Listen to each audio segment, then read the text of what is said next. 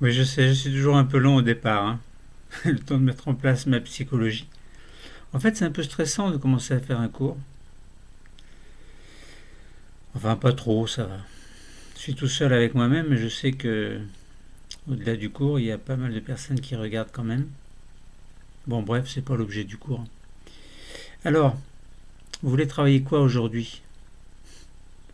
On va faire de la géologie. Toujours de la géologie, pour essayer de trouver des traces d'anciennes chaînes de montagnes. Alors, nous travaillons dans un chapitre correspondant aux traces du passé mouvementé de la Terre. Des traces, des indices. Donc, quels sont les indices, les traces d'anciennes chaînes de montagnes? Alors, les chaînes de montagnes se forment par un mécanisme que l'on appelle orogénèse. Les continents associent des domaines d'âge différents. Ils portent des reliquats d'anciennes chaînes de montagnes ou ceintures orogéniques. L'orogénèse, c'est la formation des chaînes de montagnes. Donc, ces continents portent des reliquats, c'est-à-dire des restes d'anciennes chaînes de montagnes issus de cycles orogéniques successifs. Alors, je vous invite à être acteur, ne soyez pas que spectateur, c'est pour ça que je vais vous donner une liste de documents que vous allez essayer de trouver pour mieux appréhender ce cours. Donc je vais vous inviter à observer la carte géologique mondiale afin d'identifier quelques ceintures orogéniques. Alors vous pouvez trouver cette carte géologique sur vos manuels, très certainement, et puis sur un site que l'on appelle, dont j'ai perdu le nom, c'est Géoportail. Vous tapez géoportail.gouv.fr et vous allez avoir une visualisation cartographique assez intéressante dont je vous reparlerai tout à l'heure. Vous allez essayer également de recenser et d'organiser les informations chronologiques sur les formations magmatiques et métamorphiques, figurant sur une carte de France que vous pourriez prendre au 10 puissance moins 6 par exemple. Alors, juste une petite information au passage, pourquoi parle-t-on de roches magmatiques et de roches métamorphiques? Alors je ne parle pas des mécanismes, mais pourquoi est-ce que l'on dit magmatique, métamorphique? Imaginons, vous avez, tiens, je vais prendre un silex, imaginons je prends un silex. Donc ce silex est formé dans des conditions bien précises qui vous donnent une roche telle que vous la voyez ici. Mais imaginons qu'un mécanisme puissant, de pression très puissante au-dessus, tasse beaucoup cette roche. Elle est tassée. Eh bien, elle se métamorphise. Ça veut dire qu'en même temps que vous la tassez, elle va s'aplatir, les cristaux vont se réarranger, tout ce qui est à l'intérieur de la roche va se réarranger, voire quelquefois apparition de nouveaux minéraux. Bon. Donc, c'est ce qui fait la différence entre une roche métamorphique qui n'a pas été transformée et une roche magmatique qui n'a pas été transformée et une roche métamorphique, c'est une roche magmatique qui a subi des transformations. Bon. Donc c'est une petite parenthèse. Alors, quelle est notre intention? Quelles sont nos intentions ou quelle est notre intention? Eh bien, c'est celle de prendre conscience de la longue histoire géologique des continents à travers la diversité des roches et la présence de ceintures orogéniques plus ou moins anciennes. Donc les ceintures orogéniques, ce sont des ceintures de chaînes de montagnes. Je vous rappelle que l'orogénèse, c'est la formation des chaînes de montagnes. Par exemple, si vous avez deux lithosphères continentales qui s'approchent l'une de l'autre, elles ont la même densité, elles ne vont pas s'enfoncer, elles vont rester en hauteur pour X raisons, Mais lorsque l'affrontement se poursuit, plutôt que l'une passe sous l'autre, eh bien, vous allez avoir formation d'une chaîne de montagnes qui ensuite va subir une érosion et donc diminuer de hauteur. Donc on va avoir certains cycles orogéniques récents qui continuent à se former, comme les Alpes par exemple, donc qui continuent à monter. Et puis dans le massif armoricain, il n'y a pas de montagne. Mais il y avait une ancienne montagne qui a subi une érosion et qui est devenue plate. Donc voilà, c'est ce qu'on va essayer de mettre en évidence. Alors, commençons par regarder le document numéro 1 que je vais vous inviter à trouver. Alors, on va prendre le temps de faire les choses, on n'est pas pressé. Donc, traces d'anciennes chaînes de montagnes, j'en ai parlé. Alors ça, c'est pas le document numéro 1, c'est juste la présentation que j'en fais en parallèle au document numéro 2 et 3 à partir du manuel qui est devant moi. Si vous avez le même manuel, tant mieux. Si vous n'avez pas le même, essayez de comprendre avec votre manuel. Convergence. Lorsque l'on parle de convergence, ce sont des choses qui se rapprochent. Lorsque l'on parle de divergence, ce sont des choses qui s'écartent. Voilà, coulissage. Donc deux plaques par exemple qui coulissent l'une par rapport à l'autre, donc qui glissent l'une par rapport à l'autre.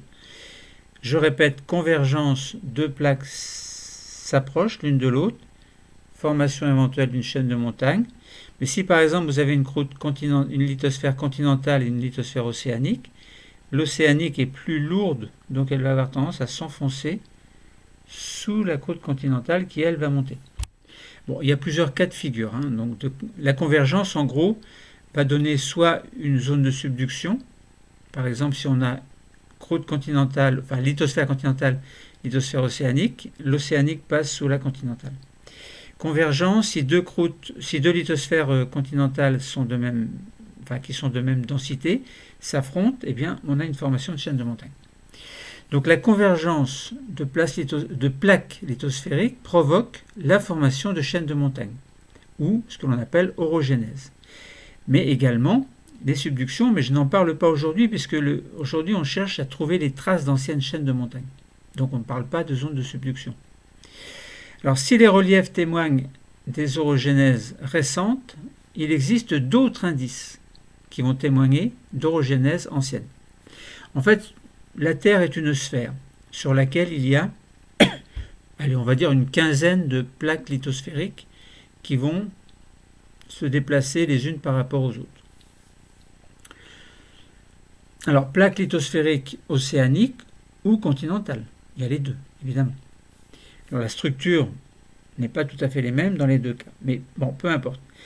Aujourd'hui, on va se poser la question de savoir si l'on peut trouver des indices d'orogénèse récente, d'une part. Alors, on prend l'exemple, par exemple, des Alpes, et également traces d'orogénèse ancienne, comme par exemple le massif armoricain, où il n'y a pas de montagne, mais on sait bien qu'il y a eu des montagnes autrefois. Alors, le document numéro 1 correspond... Alors, c'est une image, en fait, qui vous montre la ceinture alpine, qui est un exemple de ceinture orogénique récente. Alors, quand on dit récent, à l'échelle géologique, évidemment, c'est pas si récent que ça. C'est récent à l'échelle géologique, mais pas à l'échelle humaine.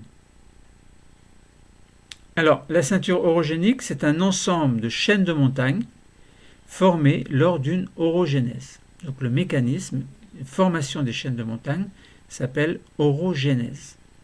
Alors, on peut écrire orogénèse ou orogenèse. J'ai jamais su vraiment si on disait orogénèse ou orogenèse. Il y a d'autres mots comme ça qui se rapportent à la genèse ou à la genèse. Vous voyez de quoi je veux parler. Alors, la ceinture alpine, elle s'étend de l'Atlas marocain jusqu'à l'Indonésie. Pourquoi ? Eh bien, parce que tous ces massifs relèvent d'une même histoire orogénique. relativement récente. Donc résultant d'une orogénèse récente, elle présente des reliefs marqués avec 14 sommets notamment qui dépassent les 8000 mètres d'altitude dans l'Himalaya. Alors, globalement, cette ceinture alpine, elle commence à l'Atlas. Alors on pourrait dire qu'elle commence dans l'Himalaya aussi, mais je vais aller de l'Atlas vers l'Himalaya. Donc, cette ceinture alpine, cette ceinture orogénique alpine, elle commence dans l'Atlas marocain. Elle se poursuit en France par les Alpes. Donc tout ça c'est relié. Donc c'est relié. Ça forme. Donc ça veut dire Atlas, les Alpes, puis les Carpates, l'Anatolie, Caucase, puis Himalaya. Donc ça forme une grande ceinture montagneuse, ceinture orogénique. Alors,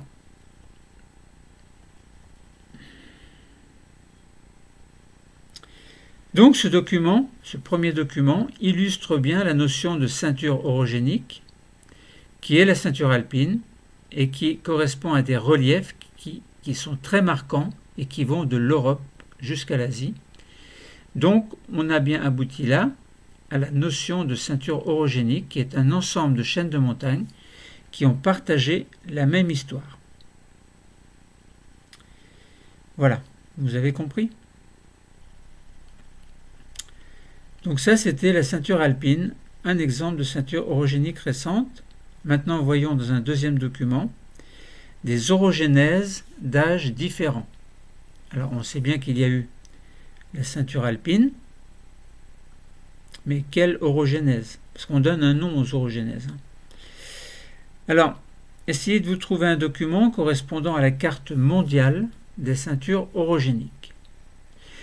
Et lorsque vous avez trouvé cette carte géologique, par exemple carte Géoportail, eh bien, donc lorsque vous avez essayé de repérer sur cette carte géologique mondiale quelques ceintures orogéniques, et essayez d'observer l'âge et la nature des roches dans ces régions. Alors bon, je sais que oralement, comme ça, c'est pas facile, hein, c'est à vous de travailler un petit peu aussi. Donc, à l'échelle mondiale, l'étude des formations géologiques a permis de reconstituer de nombreuses ceintures orogéniques anciennes issues de cycles orogéniques différents. Un cycle orogénique regroupe l'ensemble des mécanismes qui permettent la formation d'une chaîne de montagnes, puis son démantèlement, notamment par érosion. Alors, il y a donc des roches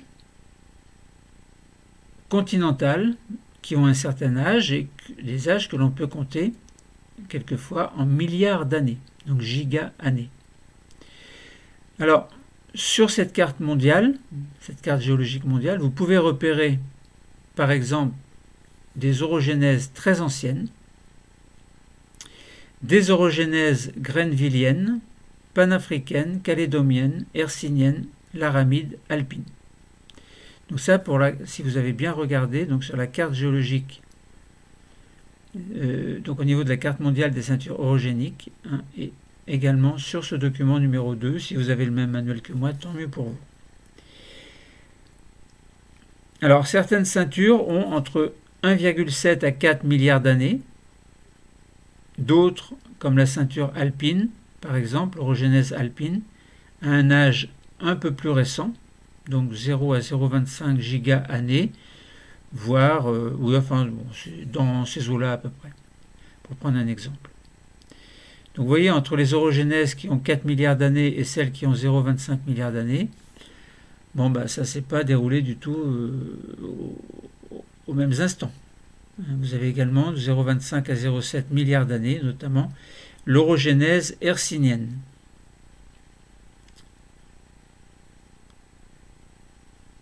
Et donc en France, au niveau de la ceinture alpine, donc on aurait une orogénèse. Alors je regarde en même temps parce que j'ai plusieurs J'ai comme un puzzle devant moi en fait que je dois reconstituer visuellement. Donc orogenèse hercynienne, en jaune foncé, on aurait entre 0,25 et 0,7 milliards d'années. L'orogenèse alpine, elle, que je repère en bleu sur mon schéma, donc par un trait bleu, continue. Donc je vous ai énuméré les différentes montagnes tout à l'heure, les différents endroits où on trouvait cette montagne, donc cette chaîne alpine. Et la couleur, c'est une couleur jaune clair sur mon document qui correspond à 0 à 0,25 milliards d'années.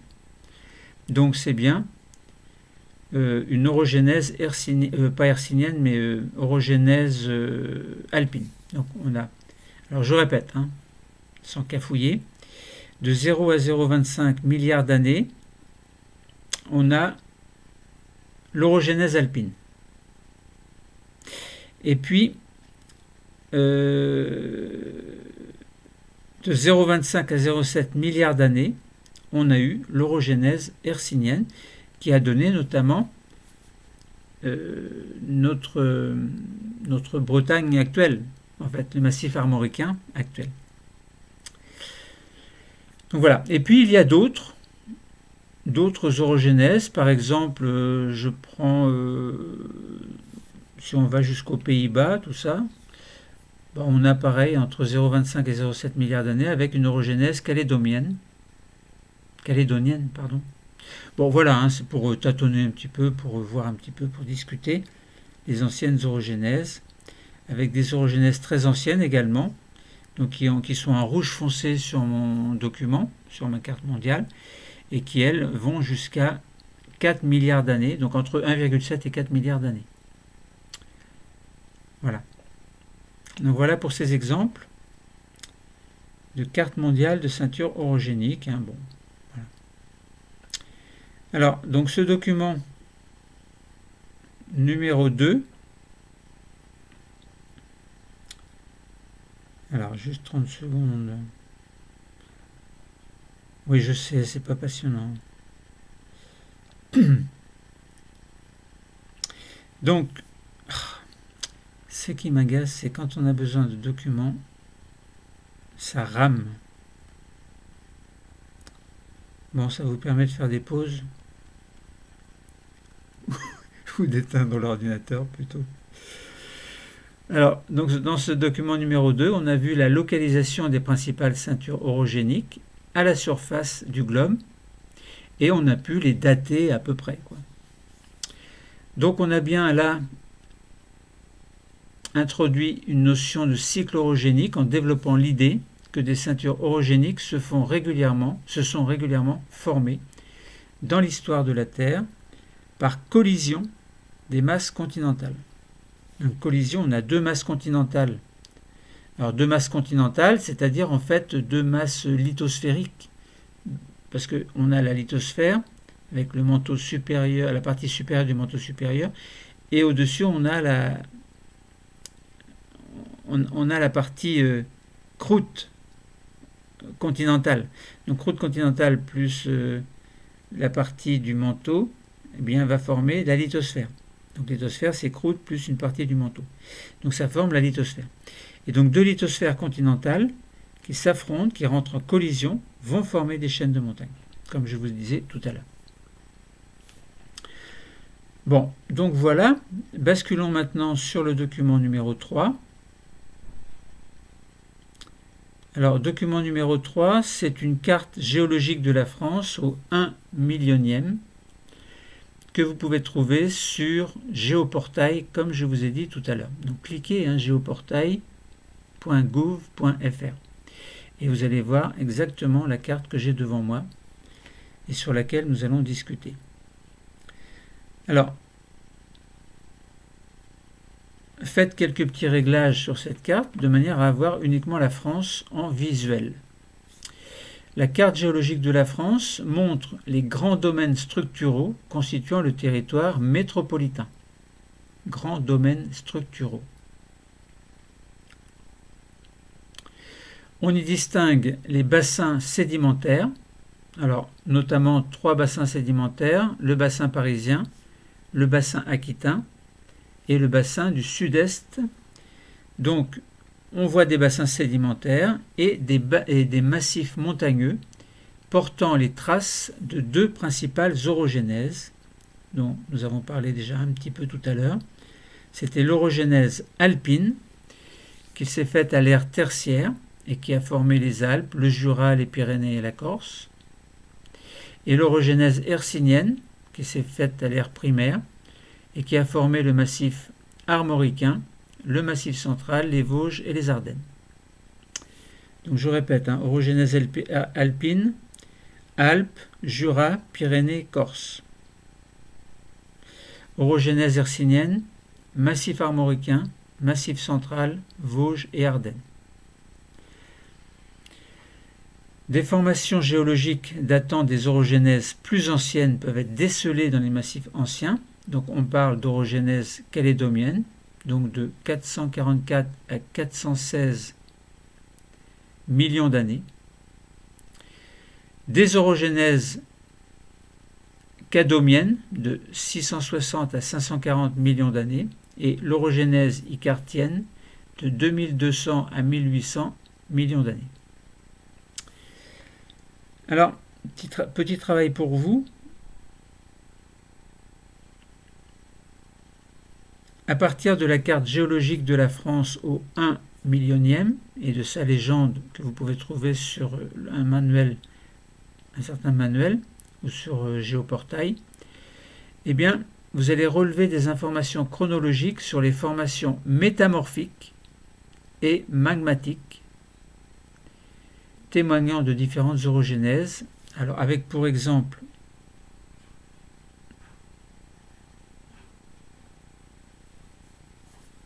deux documents que vous pouvez trouver également. Premier document, donc c'est aux environs de Tulle, en Corrèze. Vous pouvez voir, donc sont visibles, que vous pouvez retrouver sur la carte qui est devant vous, évidemment. Alors, il faut connaître un petit peu la géographie pour savoir où se trouve Tulle et puis le parc des Écrins d'autre part. Alors, concernant Tulle, en Corrèze, donc vous voyez de nombreuses roches métamorphiques. Ça, c'est la réponse à la question que je vais compléter tout à l'heure.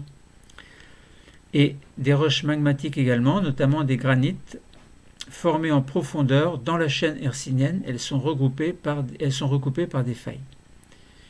Donc, roches métamorphiques et magmatiques, sachant que les métamorphiques proviennent de roches, par exemple, magmatiques qui ont subi des conditions de pression et de température qui ont fait qu'on n'obtient plus les mêmes roches, mais des roches qui ont été tassées, etc., reformées, etc., remaniées, entre autres, etc. Et deuxième chose, donc dans le parc des Écrins, à l'est de Grenoble, eh bien vous pouvez voir des formations géologiques de l'ère secondaire et tertiaire qui se chevauchent au niveau de failles inverses et de nappes de charriage. Alors il faut bien observer, parce que c'est pas évident. Des formations métamorphiques et magmatiques plus anciennes ont été remontées en surface lors de la formation des Alpes. Alors, donc ça c'est pour le document numéro 3.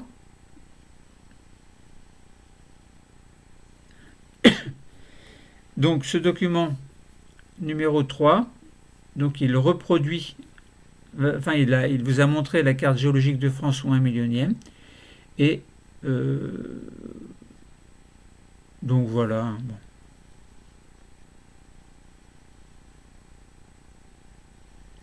Alors, vous pouvez voir sur cette carte, donc il y a une grande diversité de roches qui sont à l'affleurement. Ce que vous voyez, c'est à l'affleurement.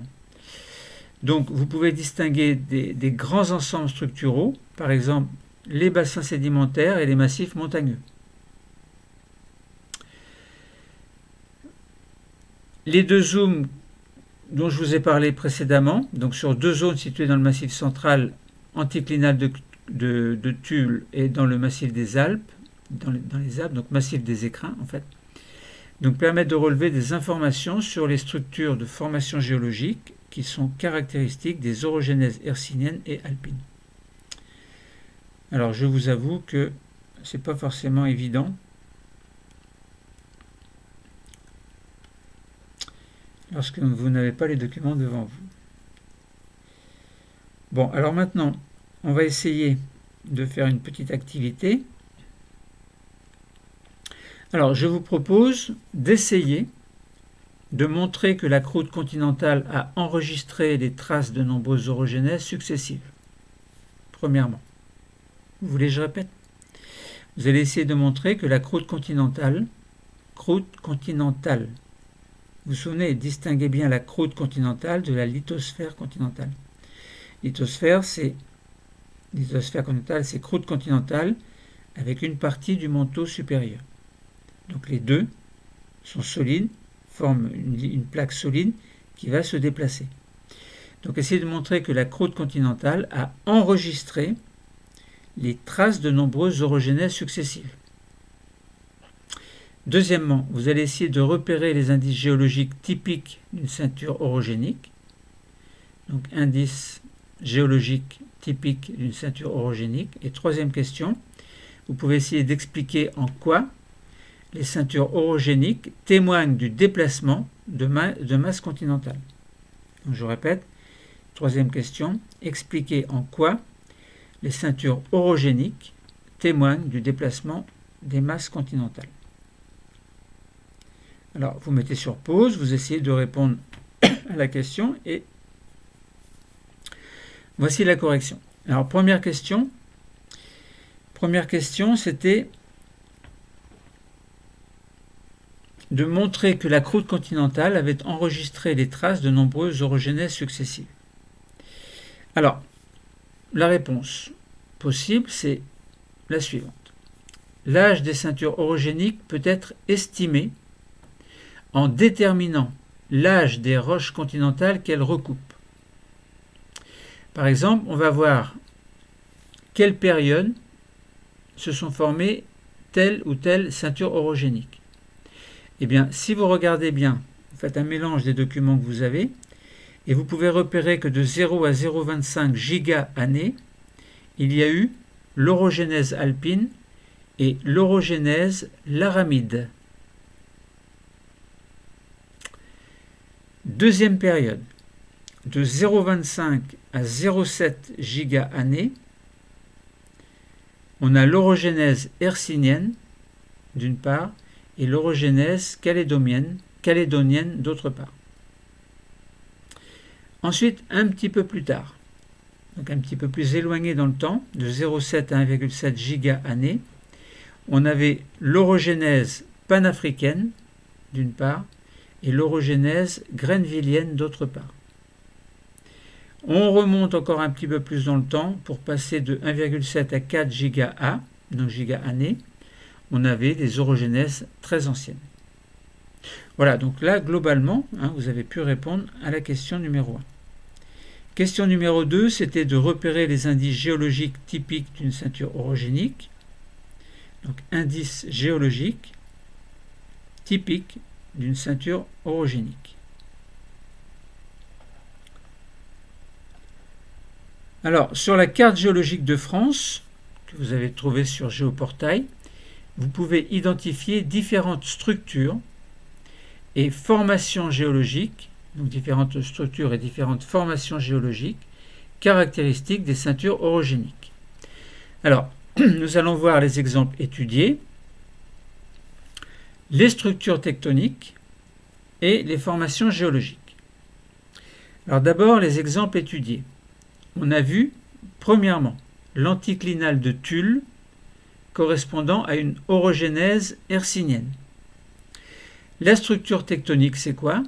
Eh bien, vous avez vu qu'il y avait des plis et des failles inverses. Formation géologique, eh bien, vous avez des roches métamorphiques de type, qui datent du Paléozoïque et des roches magmatiques, des granites. Ensuite, deuxième chose, donc deuxième exemple étudié, c'était le massif des Écrins correspondant à une orogénèse alpine. Alors, les structures tectoniques que vous pouvez y voir sont des failles inverses et des nappes de charriage. Et puis les formations géologiques que vous avez pu voir, mettre en évidence, eh bien, sont d'une part des roches sédimentaires mésozoïques et cénozoïques, et d'autre part des roches métamorphiques paléozoïques et des roches magmatiques de type granit. Donc voilà pour la question numéro 2. Ensuite, pour la question numéro 3, on vous demandait d'expliquer en quoi les ceintures orogéniques témoignaient du déplacement de masse continentale. Alors voilà un exemple de réponse possible. Bien, la ceinture alpine forme une balafre ou suture entre l'Eurasie au nord et des masses continentales plus petites au sud. C'est-à-dire l'Inde au niveau de l'Himalaya, la péninsule arabique au niveau du Caucase, la péninsule italienne au niveau des Alpes. Donc, on peut penser que la ceinture alpine résulte d'une convergence entre ces blocs continentaux et le bloc eurasiatique qui a abouti à leur collision. Donc, on montre là qu'il y a bien eu une dynamique des masses continentales durant 4 milliards d'années.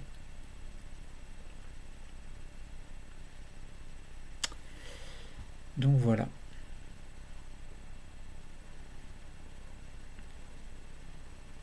Donc, à travers ces exemples de traces anciennes de chaînes de montagnes, nous avons répondu à la problématique qui était celle de savoir quels étaient les indices d'orogénèse récente et ancienne. Donc voilà, je pense que le cours est terminé. Alors bon, c'est de la géologie, c'est pas de la biologie. Sous-entendu, en général, la géologie passe moins bien que la biologie. C'est bizarre. Enfin, c'est d'après mon expérience, face aux élèves. Bon, voilà, j'espère que le cours ne vous aura pas trop saoulé, entre guillemets. Bon, moi j'aime bien. Voilà, j'aime tout en fait. Allez, à bientôt les amis, et soyez courageux pour bien travailler.